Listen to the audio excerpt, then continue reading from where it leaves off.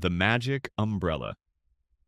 Once upon a time, there was a little boy who lived in his great grandfather's old house. One day, he went up to the attic. The attic was quiet, dusty, and full of old things. In a corner, he found an old umbrella. It was big, dark, and very old. The boy opened the umbrella.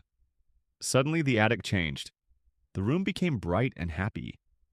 There were toys everywhere. There was music, colors, and laughter. The boy smiled. He played for a long time. Sometimes the room became a park. Sometimes it became a fun playroom.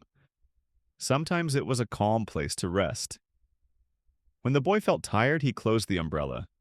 The magic room disappeared. The attic was quiet again. The umbrella stayed in the attic. Every time the boy felt sad or bored, he went back and opened the umbrella. It was his happy place.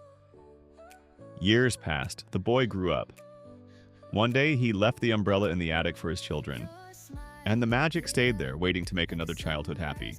Thanks for watching. Like, subscribe, and comment your favorite part.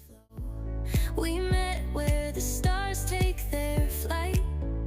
Every moment with you feels just right.